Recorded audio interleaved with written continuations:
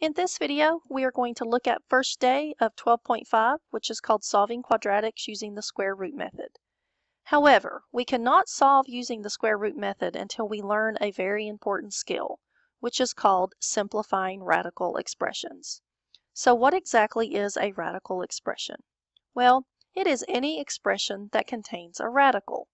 As you can see here in the center, we have a radical, except we say this as the nth root of a. So let's take a look at all of the pieces of this expression. First, we have the root index.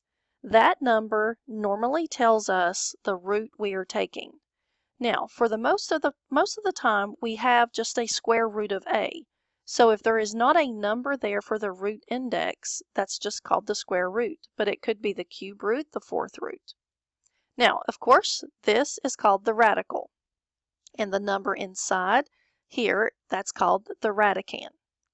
Now, as I mentioned before, when there is no root index given, it is assumed to be 2, and it is called the square root. So here there's nothing here, and then here. But we simply do not write that 2 there because we already know it is the square root of 36. Now, finding the square root of a number or an expression is the inverse operation of squaring a number or expression. So, as you can see here, the square root of 4 equals 2 because 2 times 2 equals 4.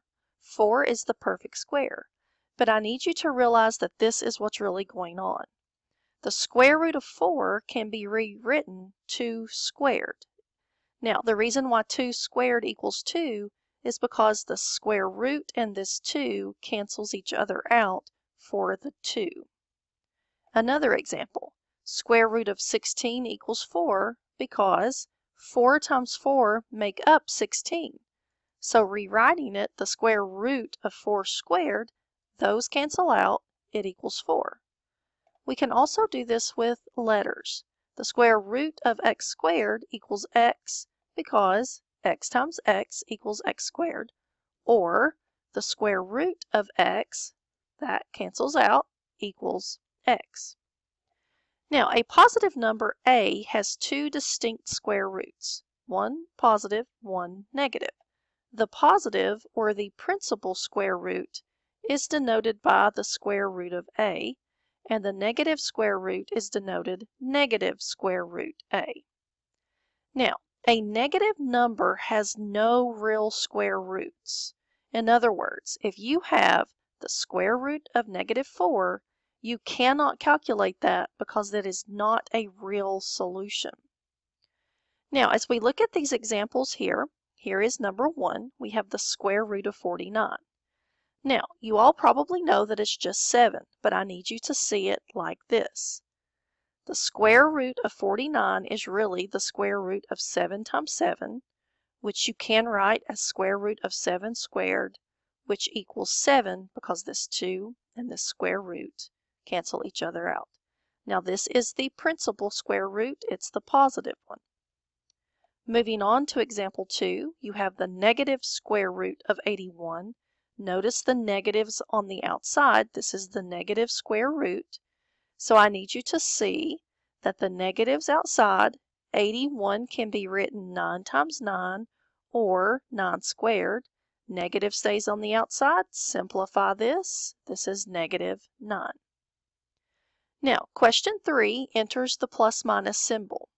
That is just combining the positive square root and the negative square root together.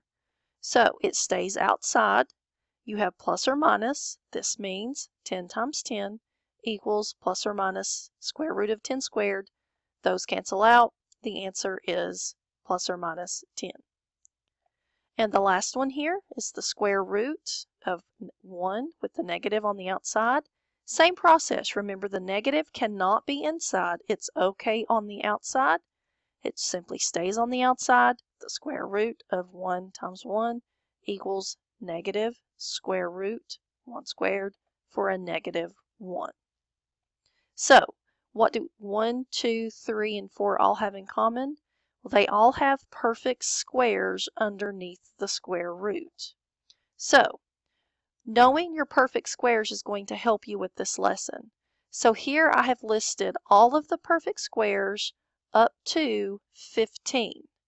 Knowing these will be very, very beneficial. However, if you do not know the perfect square, you can do a simple little check on the calculator to see if it is a perfect square. All you do is you hit second, the x squared key has the square root on top, so you would hit second, square root, the number that you're checking. If the number comes out whole, then it is a perfect square. So for example, if I type in square root of 225 into the calculator and I get a 15 and I do not get a decimal, I know it is a perfect square.